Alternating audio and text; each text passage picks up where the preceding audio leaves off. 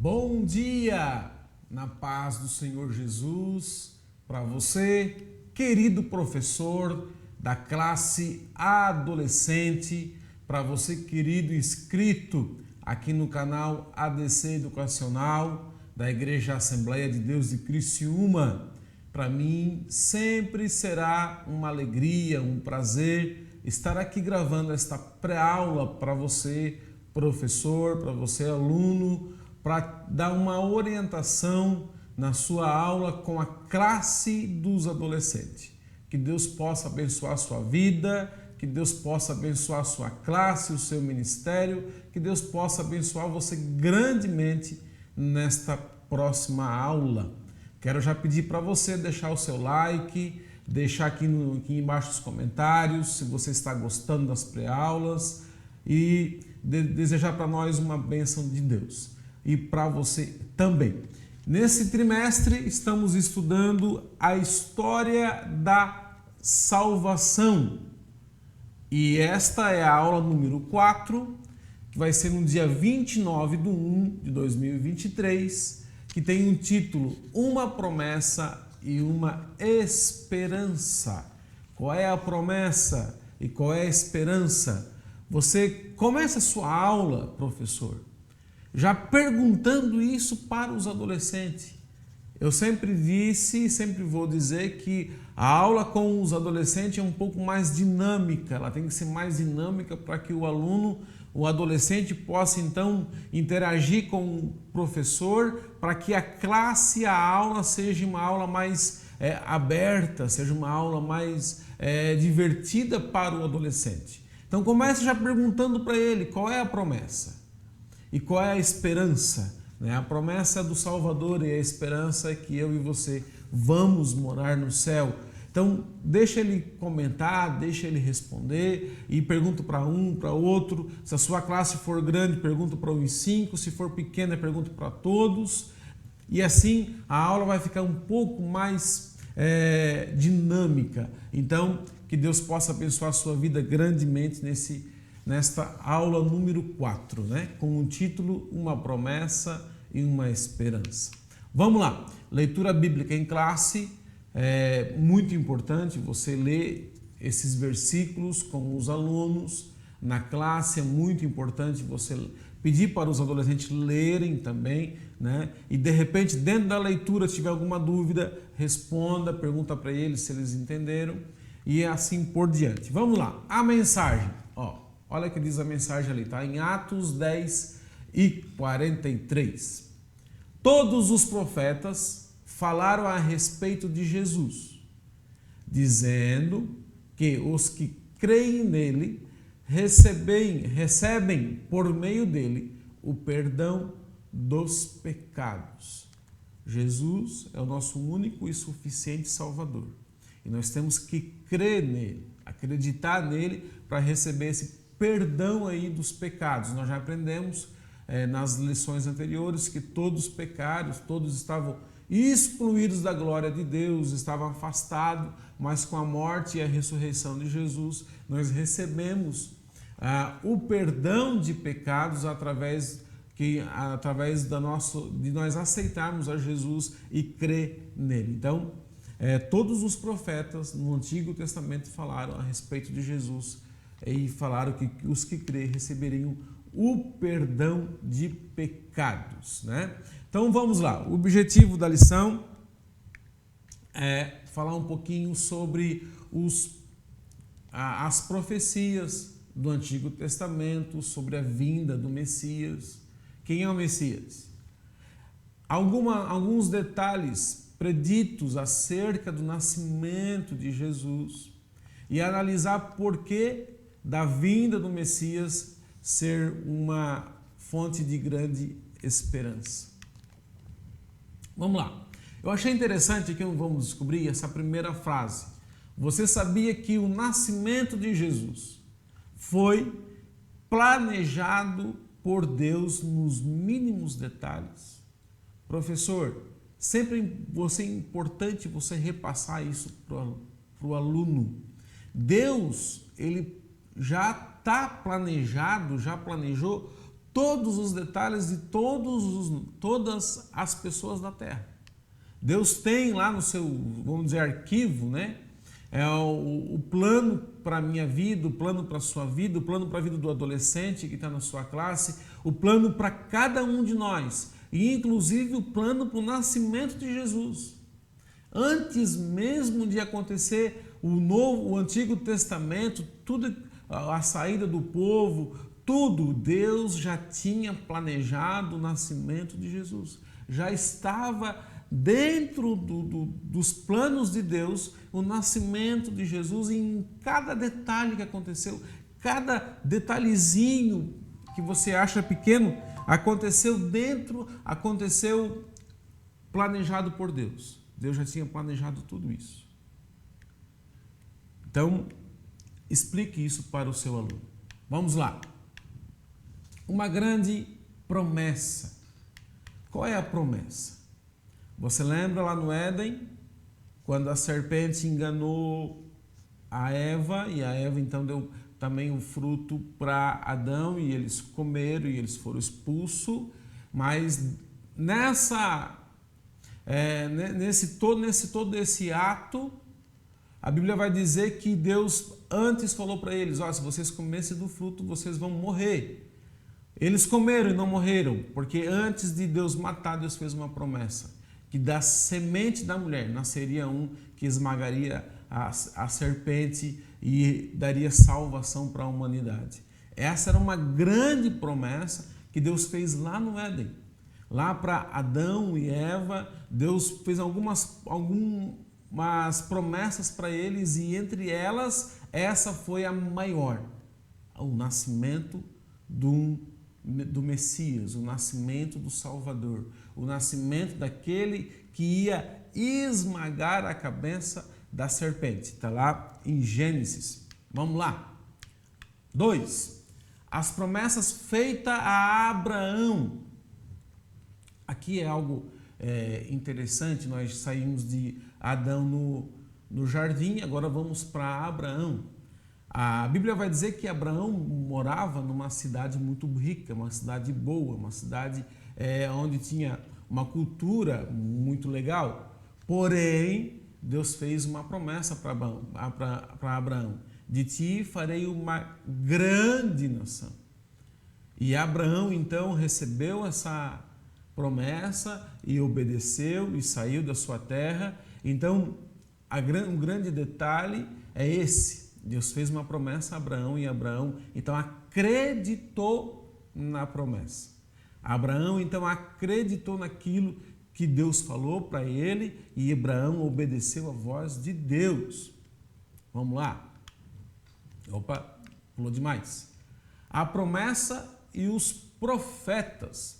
Como eu já falei aqui em Atos, também está escrito, né? Todos os profetas falaram de Jesus. Todos os profetas, de alguma forma, falaram ou apontaram para Jesus. O Antigo Testamento tem muitos detalhes que apontam para Cristo, que apontam para o nascimento de Cristo, que apontam para o Salvador. E eu coloquei ele em vermelho. Mas para vocês que temem o meu nome, nascerá o sol da justiça. A salvação trará debaixo das suas asas. Então, isso é os profetas que já tinham falado antes, então, e nasceu Jesus. Tá? Vamos lá. Tópico 2. Profecia sobre o Salvador. Quem é o Salvador? O Salvador é o nosso Jesus, né? O nascimento por uma virgem. O nascimento de Jesus já foi um milagre, né? Deus planejou o nascimento de Jesus, e um dos detalhes incríveis é esse: o nascimento de uma virgem, né? A virgem, a Maria, que lá estava noiva de José. Então agora ela fica grávida do Espírito Santo, e através da sua gravidez o Espírito Santo nasce Jesus. E isso é interessante. Eu botei em vermelho ali a última frase: o Senhor estava nesse anúncio prometendo que o milagre do nascimento de Jesus traria Deus para viver entre os homens. Por que traria Deus para viver entre os homens? Porque Jesus faz parte da Trindade, Pai, Filho e Espírito Santo. Quando Jesus nasce, Deus, então, através de Jesus, estaria entre os homens, né? Então, uma promessa e o nascimento foi algo maravilhoso. Jesus nasceu através de uma virgem, né? A Maria, a esposa de José, que mais tarde também teve mais 4 filhos. Então, isso é muito legal você repassar para os seus adolescentes, repassarem para ele o nascimento de Jesus por uma jovem virgem. Isso é importante. Vamos lá. O nascimento em Belém. Se você pegar a cidade de Belém na época, a cidade de Belém era pequena, desprezada por muitos, não tinha muitos recursos na cidade, não tinha muito o que procurar na cidade. Até então, Jesus nasceu numa manjedoura. Só que por que Jesus faz isso? Por que Deus faz isso? Porque eu coloquei 2 frases em vermelho ali. A primeira, a cidade era pequena. Essa escolha mostra uma característica própria de Deus, que em regra se utiliza de instrumentos frágeis para realizar os seus mais nobres projetos. Muitas das vezes, professor, você tem que passar para o seu adolescente o seguinte, o que eu botei na segunda frase. Às vezes a gente se considera pequeno, a gente se considera frágil, a gente se considera desprezado, a gente se considera rejeitado por muitos. Só que entenda que mesmo a gente se sentindo assim, é assim que Deus nos pega e faz um grande projeto, faz algo maravilhoso. Da cidade de Belém, que era pequena, desprezada, nasceu o Salvador. Um Jesus que mudaria a história do mundo, que mudaria, enfim, todos os detalhes. Por quê? Porque Deus pega essas coisas pequenas, essas coisas que muitas das vezes as pessoas acham que não vai dar nada, que não vai nem crescer, que não vai ser alguém na vida. Deus pega essa pessoa e faz dela um grande milagre, faz algo extraordinário, assim como ele fez com Jesus. Jesus nasceu numa cidade pequena e através dessa cidade pequena veio o Salvador para todos nós.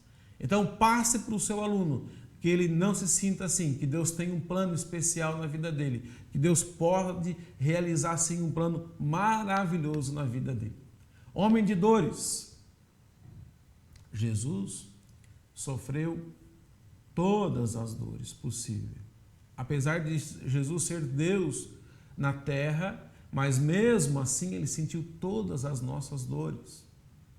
Ele levou sobre si todos os nossos pecados. Ele não pecou, mas levou sobre si todos os nossos pecados, as nossas enfermidades. Ele morreu na cruz para nos dar perdão, para que ele seja o sacrifício vivo, perfeito, e por isso que ele não pecou, para que então o seu sacrifício, a sua morte, possa trazer para nós uma salvação, uma vida eterna com Deus nos céus.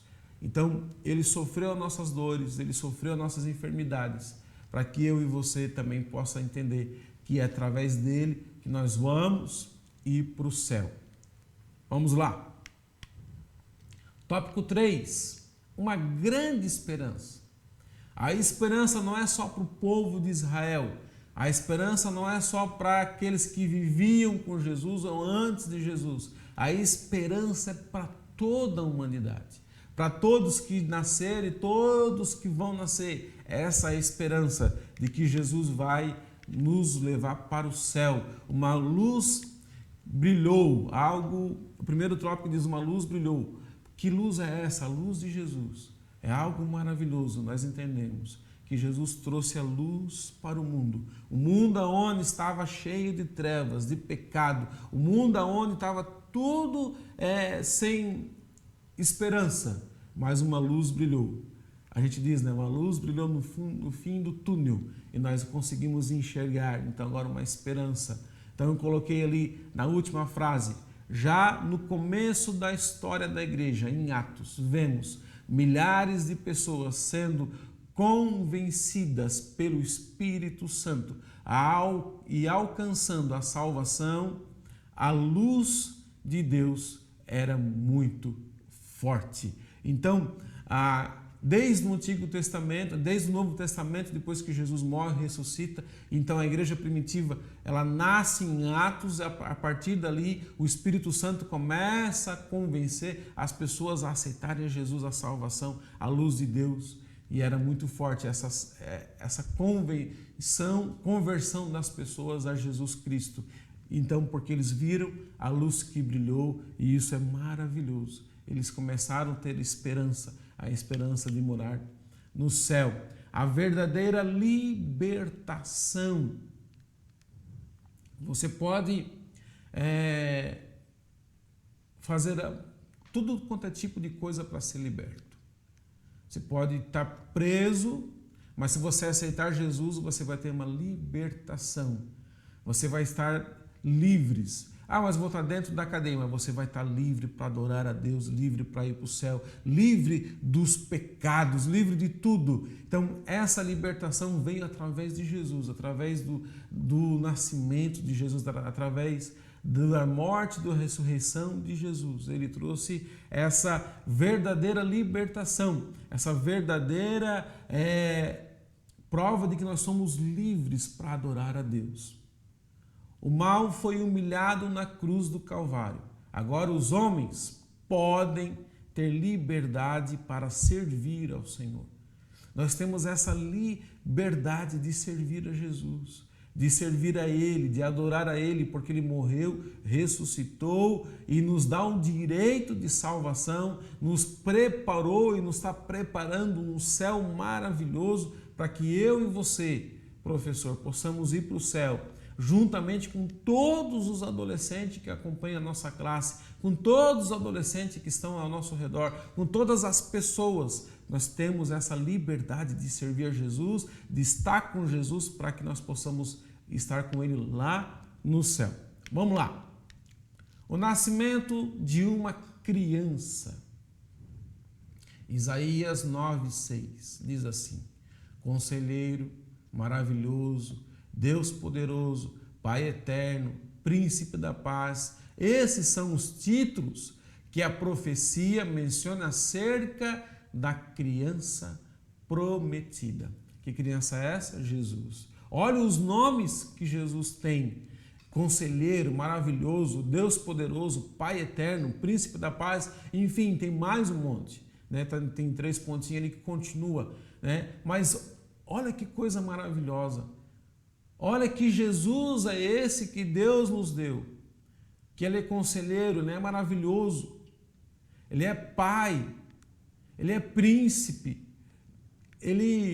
olha, meu Jesus, se fosse nós só falar de Jesus aqui, nós faríamos horas e horas sobre os nomes de Jesus e sobre as suas atitudes de Jesus na nossa vida. Então, mas por quê? Porque nasceu esse menino, uma criança, e essa criança veio para nos dar vida, e vida com abundância. Essa criança veio para nos dar salvação. Essa criança veio para nos dar uma esperança. E eu tenho a esperança de estar um dia com Ele lá no céu. Vamos lá. Conclusão. Deus demonstrou a sua bondade para com os homens através do Redentor que veio para restaurar a humanidade. Ele que veio como uma criança pobre, nasceu de uma virgem em um lugar simples e foi constituído príncipe da paz. Então, Jesus nasce para que eu e você pudéssemos reatar uma aliança que foi quebrada no Éden através do pecado, para que eu e você pudéssemos reatar uma comunhão com Deus que foi quebrada. Mas Jesus nasceu, morreu para que eu e você tivéssemos essa liberdade de reatar esta comunhão com Deus. Professor, nesta manhã de domingo, na sua classe, passe isso para os adolescentes. E se tiver algum adolescente ainda que está um pouco, que não ainda reatou esta comunhão com Deus, que nessa manhã você possa dizer para ele: eu quero orar por ti, para que você venha reatar essa comunhão com Deus, venha reatar essa aliança com Deus e venha se aproximar de Deus através de Jesus Cristo. Professor, que Deus lhe abençoe muito nesta aula, que Deus lhe abençoe grandemente e até a próxima aula.